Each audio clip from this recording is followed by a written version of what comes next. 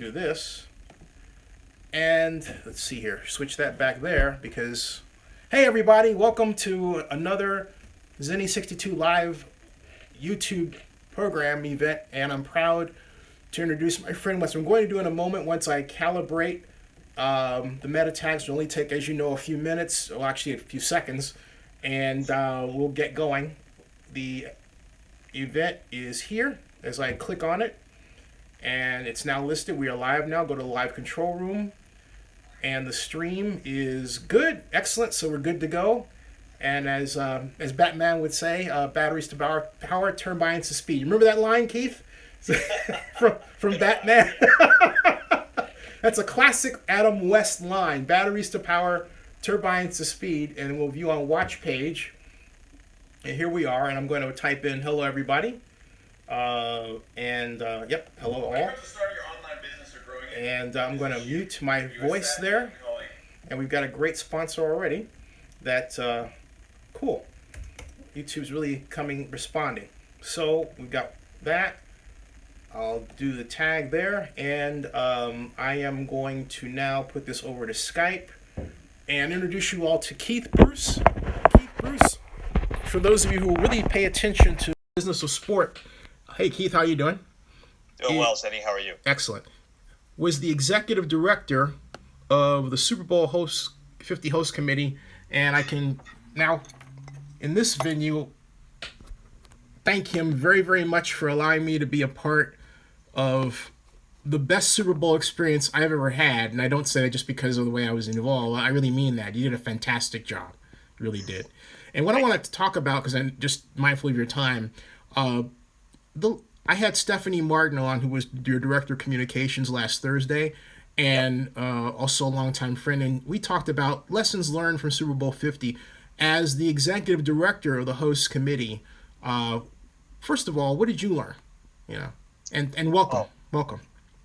Well, thank you. It's good to be here, and good to see you as always. And have fun at the draft tomorrow. Thank you. Thank you. I recall being the CEO of the host committee for 3 years. The draft was always something we watched as a moment, because it was the way we marked time in terms of how many months we had left before our Super Bowl was going live, in terms of the draft, and then the start of the season, and then the playoffs, and of course Super Bowl. And I think there were a number of lessons learned, Zenny, from that Super Bowl, and a lot of positive ones. I think first and foremost, we proved that the Bay Area can really rally, pull together, and deliver an event of the size and scale of something like the Super Bowl. The Bay Area, for the longest time, had a bit of a reputation of maybe not able to get along, having regions kind of be very protective of their respective zip codes, if you will, whether it was the South Bay or the East Bay of the city or the North Bay. And of course, a lot of that comes from the sports teams and the sports allegiances that people have. If you're in the East Bay, you root for certain teams. You live in the city, you root for certain teams. And now, the 49ers being down in Silicon Valley. Our job with Super Bowl 50 was to bring everyone together and to make this an event that the entire region could celebrate, that the entire region could contribute to and be a part of. And, your comment about feeling included in this Super Bowl, number one, and it being the greatest Super Bowl experience you ever had, those are really two of our top goals, was to include as many people in the Bay Area region that wanted to be a part of it, to make them feel like they were a part of something amazing, and ultimately would be the standard setter for Super Bowls going forward. So one big lesson learned was just how we brought the Bay Area together and proved that this region can pull together and do what needs to be done to operate an event of the size and scale of the Super Bowl. And I think that sends a positive message for future events that the Bay Area might look to host, whether it's supporting the LA 2024 Olympics in some way, with a venue, supporting the 2026 FIFA World Cup, should the World Cup be granted to, right now they're talking about a Canada, United States, Mexico triple joint bid for the World Cup, and certainly Levi Stadium would be a world-class venue for that. But Levi Stadium is also hosting the college football playoffs in January of 2019, just less than 2 years away. So there's lots of opportunities on the horizon to prove out what we did with Super Bowl 50 wasn't just a fluke. It wasn't just a one-time thing. That the Bay Area really can rally and produce world-class events like we did with Super Bowl 50. I think another big lesson learned was the ability to make sure that an event of this size and scale doesn't take advantage of the opportunity, that it can use that opportunity to learn to give back, to include the community. We were able to raise over $13 million through the 50 Fund, which was our 501c3 charitable arm. Every single dollar we raised that went into that fund went out into the local Bay Area nonprofit community. There are 9 counties, 101 cities in the Bay Area. We made sure that Super Bowl 50 Fund monies went out to nonprofits in each of those counties and cities so that everyone could feel like they were a beneficiary. So I think lessons are around how to pull together a region to produce an event that really set the standard for the way global sporting events should be run, and also making sure that the event has a responsibility to give back to the community and make sure that it was left in a better place after the event than perhaps it was in before the event. What did you, I would say, let me rephrase that question. What was the hardest part of putting on Super Bowl 50 for you? There was a couple of them. I'll talk first about just the scale of the event. The Super Bowl now is, as we all know, not just a 2 or 3 day weekend spectacular. It is a 10-day mega event that has several months of lead-in activity to promote the fact that the Super Bowl is coming to your region. So one of the big challenges we had as a host committee was just making sure that people here in the Bay Area, whether it were sponsors or the media or stakeholders, vendors and suppliers, they really understood the size and the scale and the impact that this Super Bowl would bring to the Bay Area. This was the first time in over 30 years the Bay Area would be hosting a Super Bowl. As you know, it was Super Bowl 19 down in Stanford.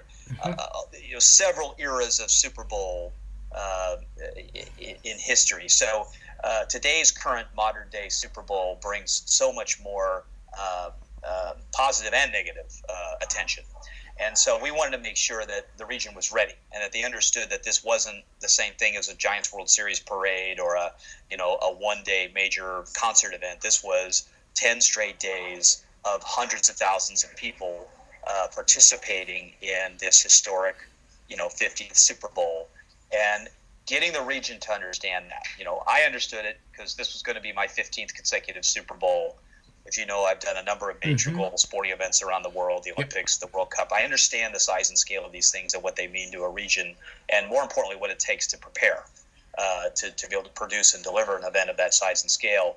So the education component and convincing folks that A, they would need to invest, B, they would need to be ready with their resources, C, they would need to be committed beyond the norm of what they would normally see as a project for Super Bowl. I'm sorry. Go ahead. The other big tough thing was just all of the issues around security and public safety. From day one of the bid till we actually delivered Super Bowl 50 on February 7, 2016, public safety, security, making sure this event was as tightly produced as it could be operationally, but also was as well managed as it could be from a public safety and a security perspective, which takes an army, literally, as you know, of people and security enterprises to pull that off. And so I think the public safety and the security there wasn't a morning that I didn't wake up where we weren't thinking about those issues and the interrelated issues, transportation, housing, programming, all of the things that ultimately lead to potential issues for security breaches or problematic incidents. And fortunately, we were able to produce an event that was from the viewpoint of many folks, including the NFL, including the Department of Homeland Security and others. It was about a near flawless security management system as you can have at a major event. And the centerpiece for me was Super Bowl City, which I thought was an outstanding place to be. How did that location come about? I mean, it was perfect, as I said the other week. It was perfect. It was dream come true. But how did that come about? Well, it came about through just some diligence and research. When the NFL owners awarded San Francisco Bay Area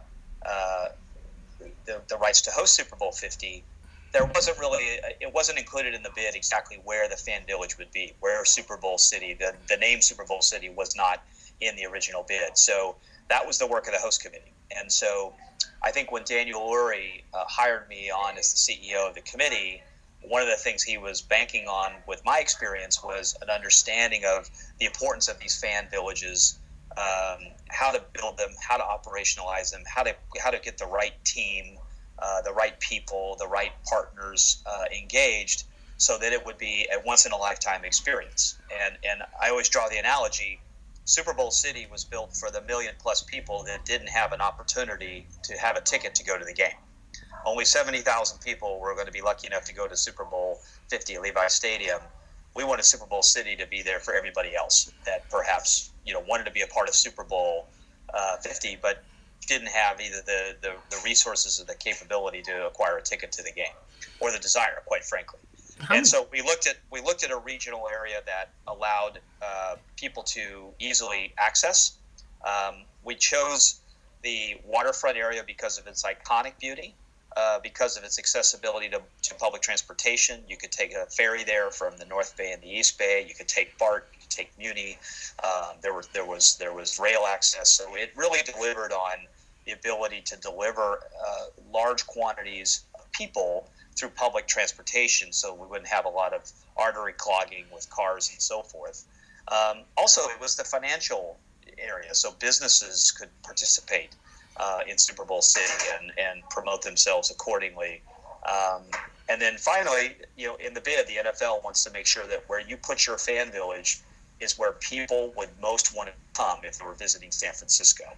And certainly the Ferry Building, the Embarcadero, Suburban Park, the Embarcadero Center, that whole region, maybe outside of Marina Green being another logical place to put it.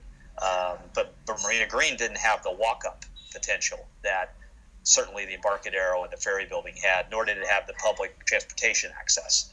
So there were a lot of logistical, operational reasons, but a lot of aesthetic, qualitative reasons why we chose the venue that we did for Super Bowl City. Are we going to bid again?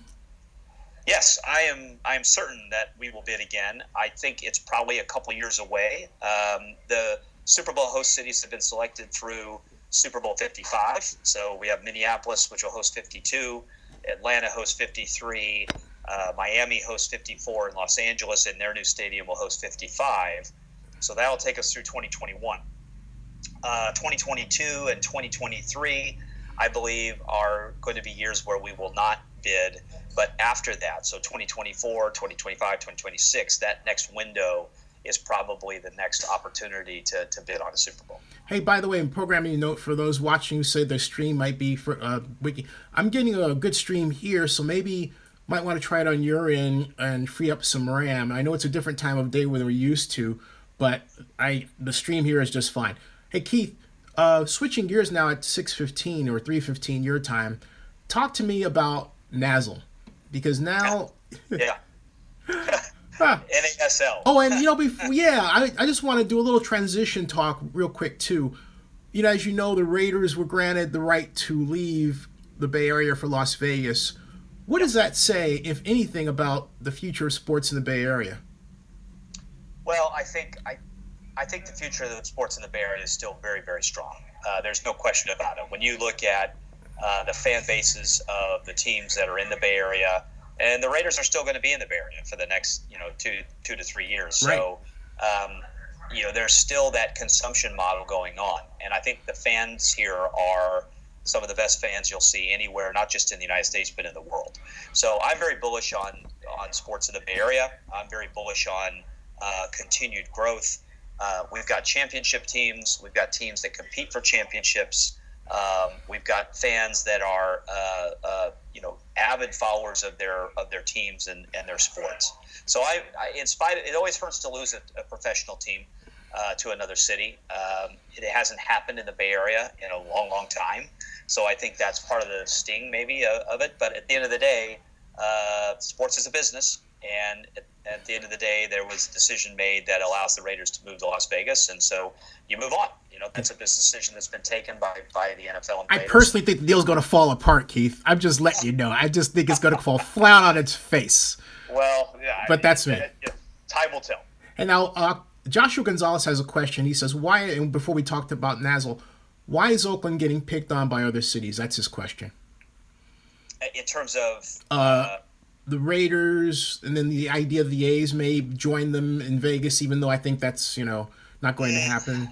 Yeah, listen, I can understand the question because the Warriors are obviously building a new stadium in San Francisco, and the Raiders are now, it's formal and official, they are going to relocate to Vegas in 3 years.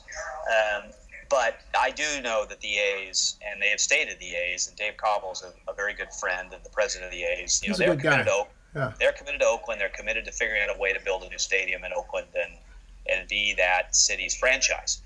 And that's exciting. The A's are a storied franchise, multiple World Series trophies, and I think that becomes maybe more of the focus, given that the other teams are not going to be in Oakland. But I also say the Warriors are really the Bay Area's team. They're based in Oakland right now, and they'll be based in San Francisco because their venue's going to be there in a couple of years. But they are really the Bay Area's team. If you're an NBA fan, no matter what, I mentioned those 9 counties and those 101 cities. If you go around each of those counties, you'll quickly be told they're Warriors fans. And they did start in San Francisco, as someone reminded me, although I don't think I was born then, but whatever. Well, sure, yeah, that's right. They did start in San Francisco, so maybe they're returning there. But I think of the Warriors as a Bay Area team, and with a name like Golden State, how perfect is that? To be, multi-region, multi-city, multi-county. So that's the way I'd answer that question. Now, shifting to NASL, tell my viewers about NASL, the North American Soccer League, and your involvement as transition consultant, I believe. So the NASL, which looks like NASL, but it's NASL, the North American Soccer League, is the Division II league under Major League Soccer. NASL, interestingly enough, was the first professional soccer league formed in the United States back in the early 70s, late 60s, early 70s. And it entertained Pele, was a big player in NASL back in the 70s for the New York Cosmos. Franz Beckenbauer from the Germany franchise Bayern Munich, and a number of Johan Cruyff from Holland. There were just a number of great European players, Brazilian players that made the NASL their home in the 70s.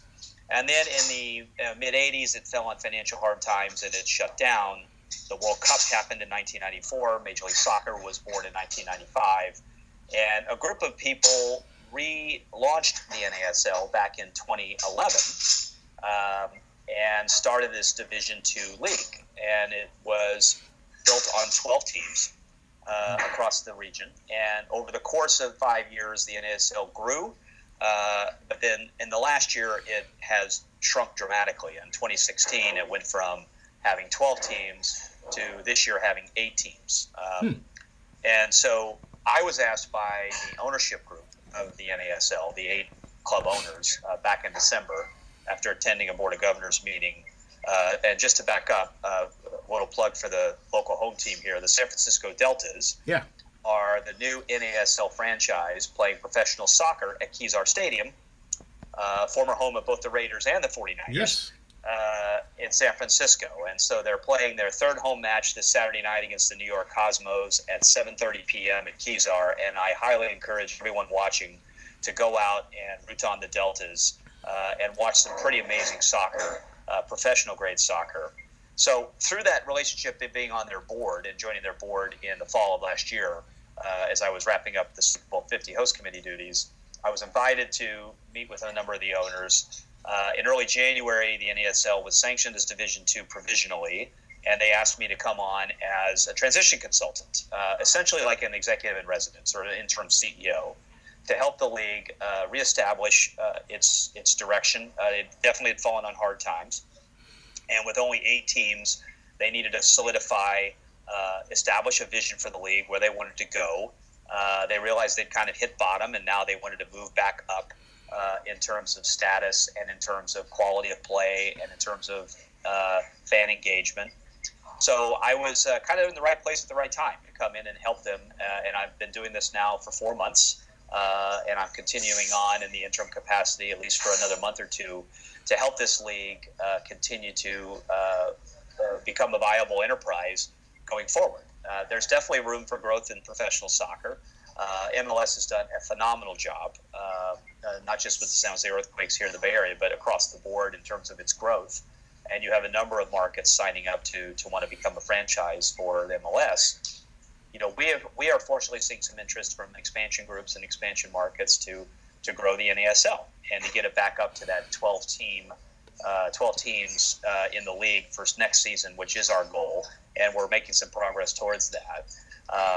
But it's exciting. It's exciting to be part of a league that has such a strong history and has such opportunity in front of it. It's also a real honor and a lot of fun to be working with the Deltas as their newest NASL team to help them kind of get into the Bay Area market and establish a fan base. So it's really kind of a big opportunity for me to help the league basically establish a new direction, establish a new foundation, and create a plan for long-term viability. Is there a chance for an Oakland expansion team? If how would that work if one were to get together a group of investors? What's the franchise fee by chance? Is it $700 million? Just kidding. But no. It's much more reasonable than that. A franchise fee is in the low seven figures, depending on the market and when you enter. And the answer on Oakland is absolutely. There are a lot of interested markets that have reached out and expressed interest about the potential of organizing a franchise in the NASL.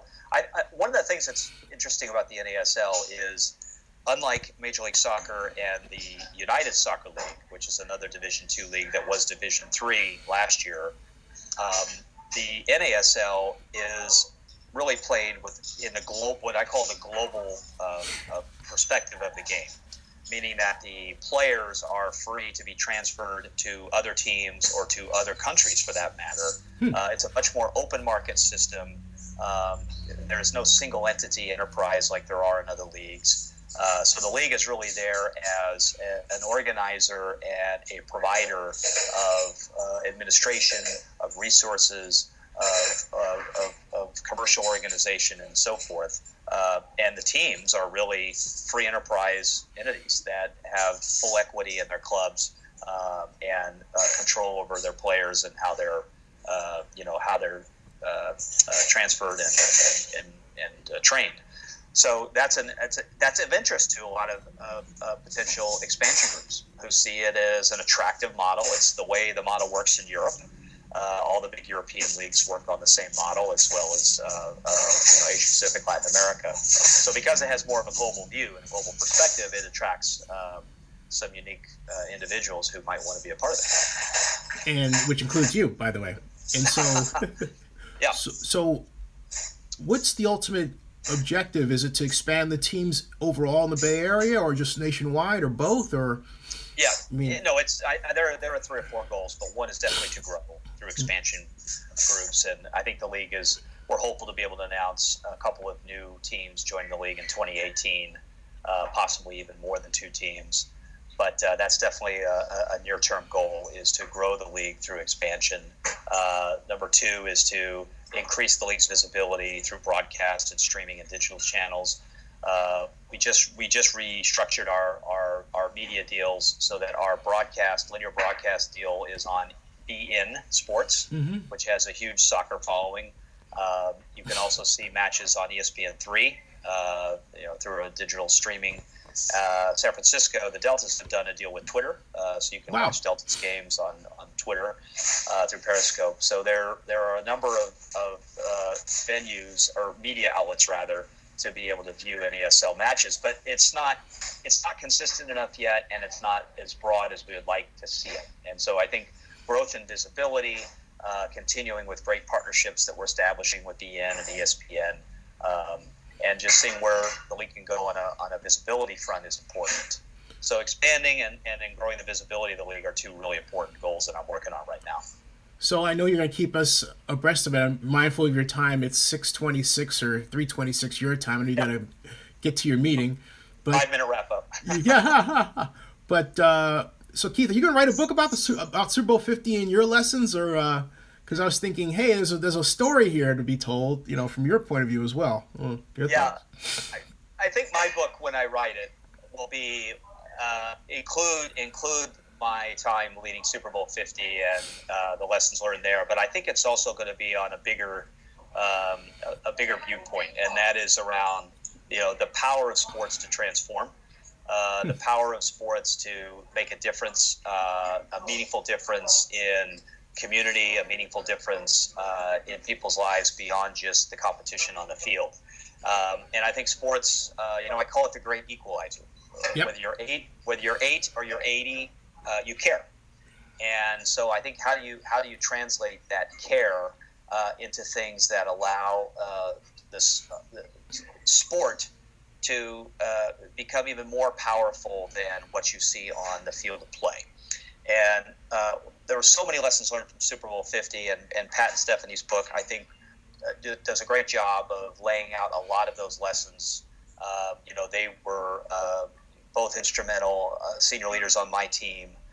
Stephanie, as you mentioned, running communications, Pat running marketing and partnerships, and collectively we all rolled up our sleeves to deliver what we believe to be not only the Super Bowl that sets the standard for others in the future, but the way global sporting events should look to behave and get back to its region. And so my book, when I do write it, is gonna probably be more in that atmosphere of the power that sports really have to make a major impact, not only to individuals but to communities and to those that are perhaps most in need. And every sporting organization should be looking to do more in that space. And I think there's a lot of things that we've done and that I'm going to continue to do to push that agenda. I mean, one of the things we're doing with the NASL, for instance, is in our vision, we talk about how we need to do more to not only celebrate our fans, but to give back to our communities. There's got to be bigger and better ways to do that. And I think that's the ultimate challenge that I see out there, and that I believe I'm well equipped to help organizations think through. Hey, Keith, certainly Super Bowl 50 was a great example of that. Hey, Keith, I want to have you back, and congratulations on everything. Thank you. You got it's good to be here. It's good to talk to you again. Me too. Definitely. It's an exciting time, and it's hard to believe it's only been 14, 15 months since I know. I wish time would stop. That's another conversation for another time. Well, it's nice that people are still interested in hearing about what we accomplished and what we did with Super Bowl 50 and the lessons learned as you started the show with, and how we can take those lessons forward and continue to do great things. Again, it was a very proud legacy for the Bay Area, and I'm certainly very proud to have been a part of it, and honored to have led the effort. And it's going to be exciting to see when we get it back. That's the main thing. Let's get it again.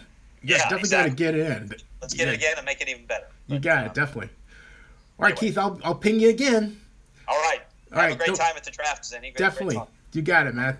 See ya. No. Okay. Take care. Okay, see ya. I'll sign. I'm gonna keep going. I'm gonna talk to my brethren here, and I'll sign off from Skype with you, and I'll keep it going. All right. I'll see you. Okay. All right. Okay. Take care, man. Okay. Bye-bye. See ya. Hey everybody. I understand that you may have had a technical difficulty there, but for me, the stream was going along fine, so I don't know what was happening on the other end. Maybe it was with respect to the ads. I don't know. All I know is that I was interviewing him, and so I couldn't really. Keith had a tight time frame, and so I couldn't just stop and deal with that with respect to the amount of time I had to talk with him. So that was that. But having said that, And on top of all that, let me go back and check the stream here, because I can tell you that from my end, and like right now I can see, my face playing and everything else. If I go to the control room here, as I'm about to right now, and there's the control room, it says the stream status is good. So I can't do, and then if I turn it to watch phase, it says, but here's the thing, it does give me something about the duration that's a little bit shaky. It says it says live, average live view duration is different, but it was 30 minutes and 15 seconds, so it's recording, and it says the health is good, So so from my end, the stream has worked just fine, So in fact, so Scott says it's good for him, and the stream is fine here. Yeah, so I don't quite know what happened. Keith, you got it. Thank you. And so that was that. I think just something got caught in my eye. One moment, please. So just a few programming notes.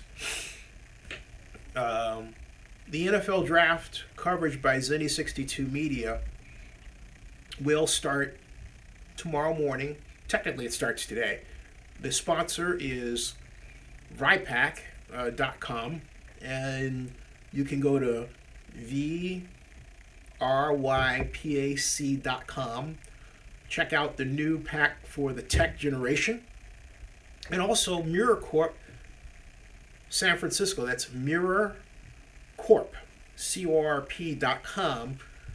If you want to hold the event in the San Francisco Bay Area, go to Mirror Corp and give them a call or an email. Visit. They're at 1500 Broadway. They also are at 715 Harrison. Great set of nightclubs that also provide some of the best meeting spaces in the Bay Area for your business, particularly for your tech company. They've had events produced by Google, Twitter, and other organizations. So check them out. They are the sponsors of Zenny62 at the 2017 National Football League Player Selection Meeting, or what we call the NFL Draft. Now, so there's 7 watching. Now the news here is that I'm going to put out a tweet that I'm now talking NFL Draft for the next few minutes. But the news is that the Cleveland Browns, this comes from my friend Mike Silver at the NFL Network today, the Cleveland Browns are trying to trade their 12th pick up. They're set at number 1. There's a scenario involving them taking Myles Jarrett, and that scenario, that part of that scenario also calls for them taking a quarterback with a 2nd pick, but they want to move up and, as per Silver's report, get Mitch Trubisky. Now, he says that's one possibility. It's not set in stone. Now, given that the Browns, first of all, given that Mike is at the Browns headquarters in Brea, Ohio, and was told that information to put that out there, it could be a smokescreen for the Browns' real intentions. And who knows what they are. Maybe they'll stay at number 1 and surprise everyone and draft Texas Tech quarterback Patrick Mahomes or Clemson quarterback Deshaun Watson. Maybe they'll trade the whole kit and caboodle down for even more draft picks.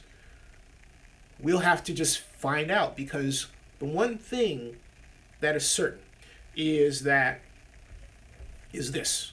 First of all, the Browns, have not signed Myles Jarrett. There are examples in the draft, like, for example, Troy Aikman is one, Michael Vick is another. There used to be a period in NFL draft history where signings were made early before the draft, and that stopped around 2005. And 6, 7, 8, 9, all the way up to now, no one knew what a team was going to do until they actually did it. And so there you go. Now, right now, so that's the news right now. And it was great to have Keith Bruce on. As I said to the normal viewers, I didn't plan to do a live stream today, and I did plan to get ready for the trip tomorrow, but Keith Ruth was available, and so I went ahead and had this because I was only too happy to have him on, given his very busy schedule of meetings and activities. So that worked out very, very well. The other news is very sad, and that involves Gotchan Corey from Ohio State, who is the focus of an alleged sexual issue. And I say sexual issue because he has not been arrested or detained or charged to this time. Excuse me. And so we have to be fair to tell the truth in his situation. But the story goes that from the woman's point of view, she met him on an elevator, and he invited her up to his room where they were friends, but instead somehow he did something to her, she claims, and then didn't let her in the room. Now, by contrast, the witnesses said that she just didn't want to she just didn't simply want to leave the room. They prevented her from coming into the room. And so she got mad and came up with this story. As usual, the truth is somewhere in the middle. And sadly, we're going to find out what that is over time. And equally sadly for him, he's not coming to the draft by his own decision. That goes smart. Because if he did, he would be the focus of a lot of not necessarily good media attention. So, hey Octavio, how are you? We just had Keith Bruce on, and as our guest. Keith was the CEO of the Super Bowl 50 host committee, and he is now the transition consultant for the North American Soccer League in the Bay Area. So we talked with Keith for the first half hour. I'm going to go for another just few minutes and stop because I've got to continue getting ready for an early wake up. And it was great. It was great to have Keith on, catch up, talk about lessons learned about Super Bowl 50, and talk about what he's doing with the North American Soccer League, and also the future of sports in the Bay Area. Keith said that he felt the future of sports in the Bay Area was very bright. Regarding the Raiders being allowed to move to Las Vegas, sports at the end of the day is business, and these things happen. Hey Mark, hey John, how are you? I think I'll go until 7. But excuse me there. I've got a bit of a something going on with the eyes here. Wow, that's interesting.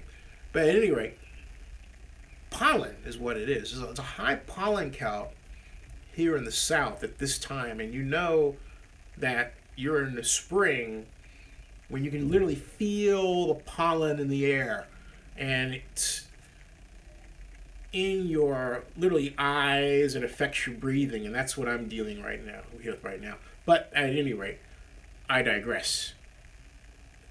The other, continuing on with the issue regarding Corey and the girl, I was talking to my mom about this because I'm visiting her here, and she said it best. She says, what kind of stupid girl is he hanging out with, or he would choose to hang out with, who she wants to come to a room to a guy she doesn't even know? She said, have coffee first. Now, my mom is 82.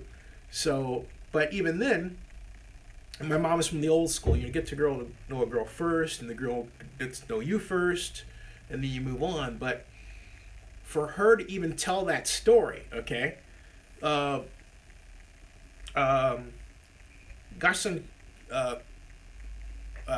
Corey from Ohio State. Excuse me, I'm still being affected by this thing in my eye. This is which I believe I just got out. Excuse me. Hey, we're on live. That happens, right?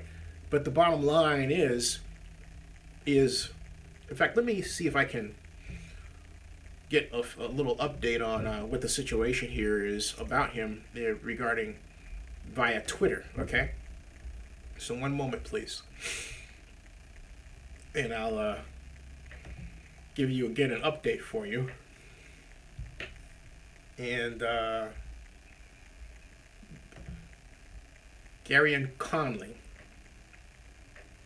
Garion Conley. Now, Garion Conley is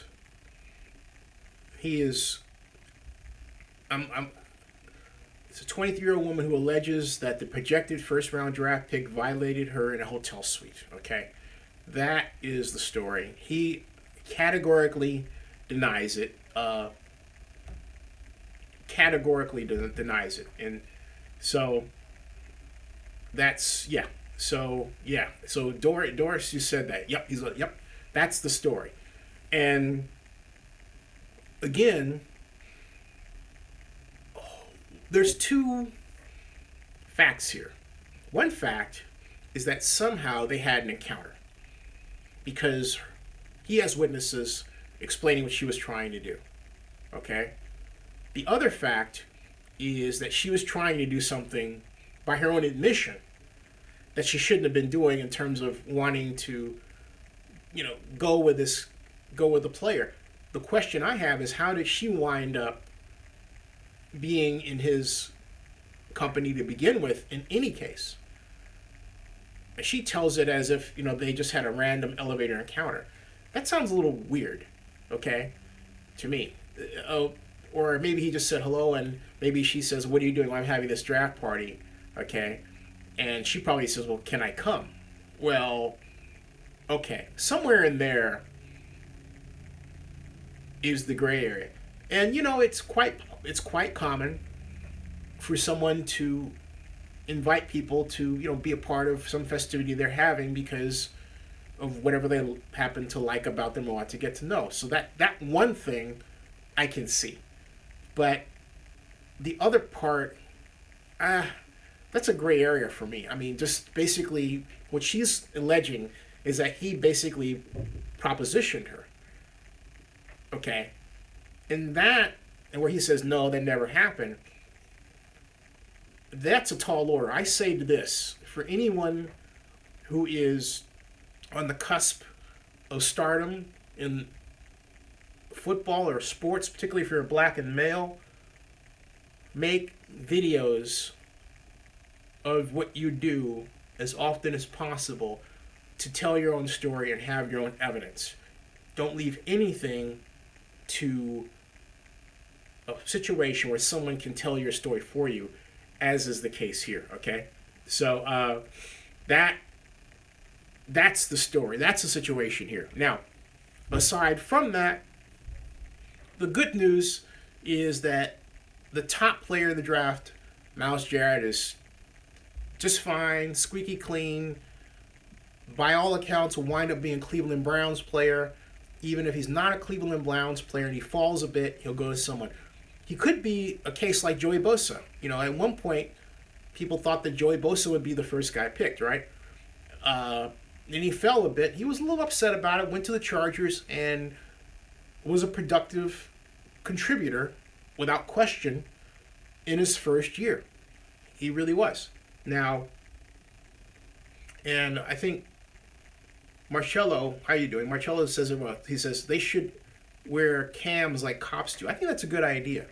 I really think that's a good idea. You got to protect yourself out there these days because you don't know who is up to what. There are people out there who have bad intentions for whatever reasons is going on in their head. And I'm not trying to cast aspersions on the young woman. I don't know her. All I know is what I read on Twitter and what I hear on the television, particularly on the NFL Network. That's all I know, and I'm trying to basically cast the line. There are people who basically only want to throw him under the bus, but he says, hey, look, I didn't do anything. So you've got to go with the middle ground. That's the choice you have. I'm going to get off that because it makes me, I don't like to talk about it. The other news, let's see, is that regarding the draft is, first of all, that, as I said, I'm leaving to cover it. And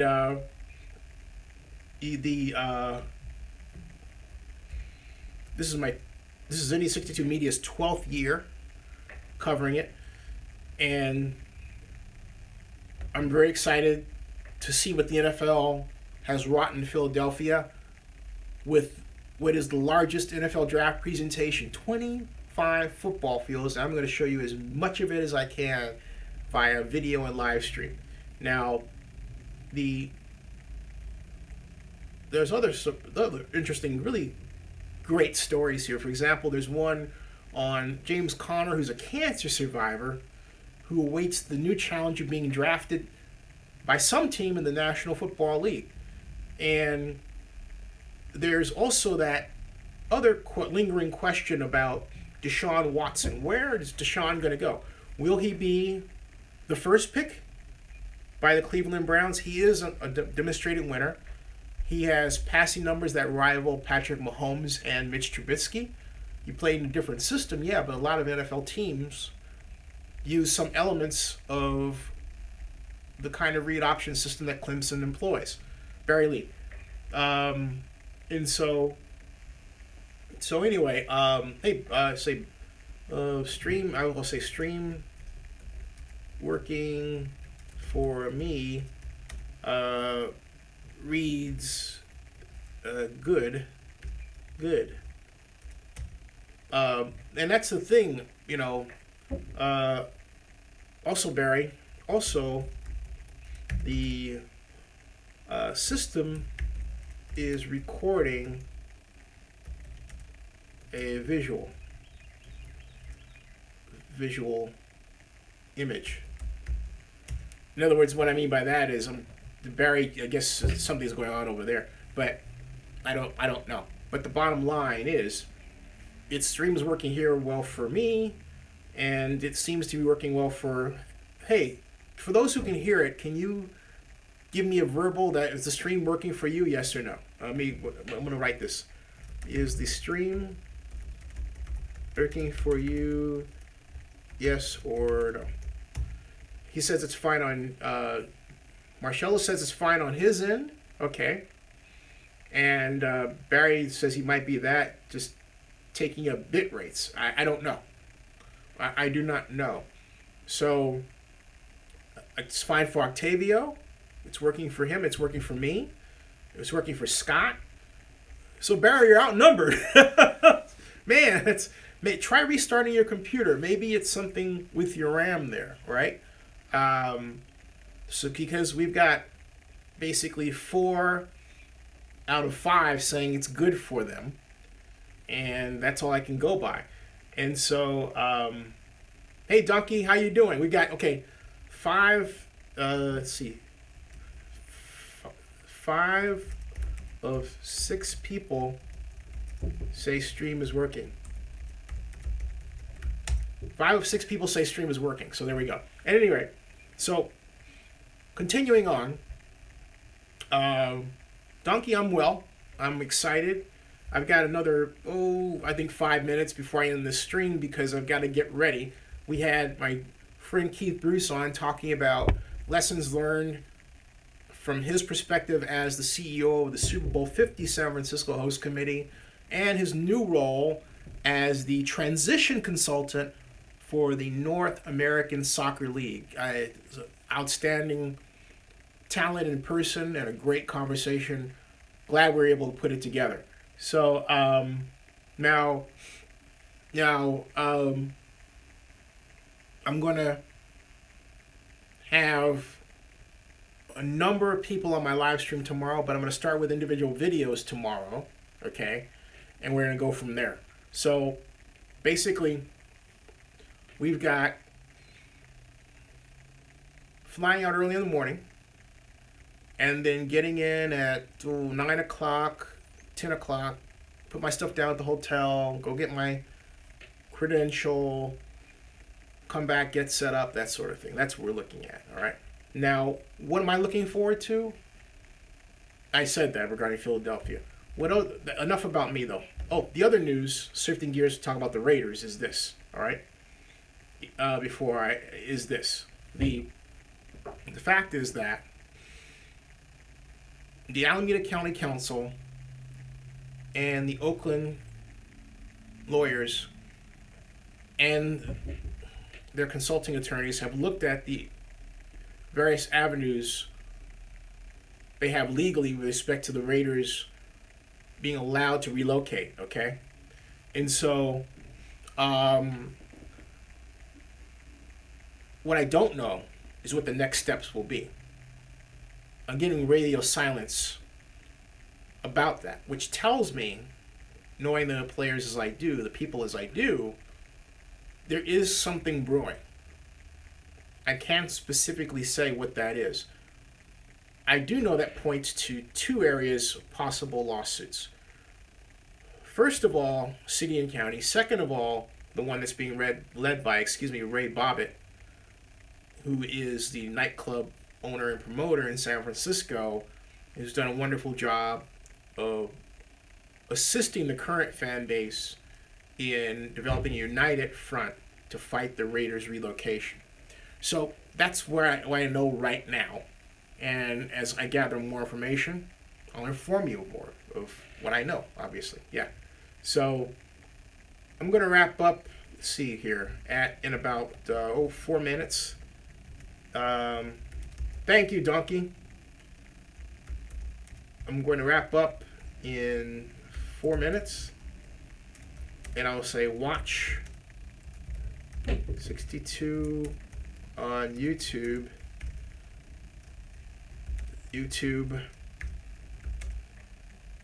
Wednesday.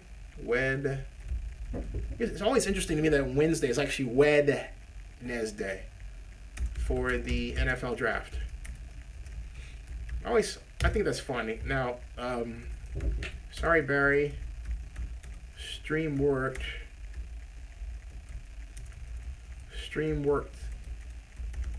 for all others. Okay. Now, Rick Gray says, seems like the NFL is not going to give you any updates on the financing about the stadium. NFL Vegas Raiders all praising each other. Yeah, it's not the NFL, but no, we can read between the lines and figure out what's going on. First of all, it's not common to give financing updates on stadium progress, but given A, the size of the Bank of America loan, B, the need to identify a revenue stream that's basically at least $1.1 billion in size over, say, a 30-year period, and C, the Raiders' allergic reaction to sharing revenue, D, they are light years from a financing agreement. Okay, we know that. And something else I said last night, and I'll repeat. If the Raiders don't like sharing the Coliseum with the Oakland Athletics, how the heck are they going to be amenable to actually sharing the planned Las Vegas Stadium with UNLV? Remember, this all started, and the effort to get a stadium for UNLV predates the Raiders being involved. So UNLV has a huge alumni base there, it's the University of Nevada, Las Vegas, that wants UNLV taken care of. That's not going to be pushed off the table by the Raiders' desires. So the Raiders are in a pickle. I said it before, and I'll say it again. The Raiders are in a pickle, and it's not hard to figure that out. And then there's the land. Where are they getting the $100 million to buy the land that they're basically going to have to turn over to the Stadium Authority anyway? which if you know the Raiders as I do, is an issue for them. They would rather buy the land to hold it for themselves, not buy the land to turn it over to the stadium authority. Doesn't matter what's in writing. Just saying, all right? Just saying. 6:56. Silence means they not have. That's right, Octavio. And Rick Gray says, has the land been purchased yet in Vegas? No, it hasn't been. It hasn't. Hey, Barry, sorry about that. Yeah, I'm waiting. Sorry about that, Barry. Not sure of what is happening on your end. There, okay, because the stream works for everybody else. But stream is being recorded. Now, Rick Gray. Roof and other technology seems very new and will bring the cost up something higher, kind of like the Sky Dome in Toronto, which went up almost double. That's an excellent point. Okay, folks, it's 6:57. I'm going to wave goodbye because I've got some chores to do around here. And ML says I can deputize you. Okay, I will deputize you for future endeavors, and you are now, ML Scott, you're now deputized. Welcome aboard, deputy. You're meeting the greatest group of cowboys and cowgirls ever. Welcome to the show. It's called Gunsmoke. I'm just kidding. Anyway, I've always wanted to do that. Bye, everybody. I'll see you. And remember, D-Day for us tomorrow. D-Day. Draft day. Thank you. D-Day. All right. See you guys. Bye-bye. Okay. See you later. See ya.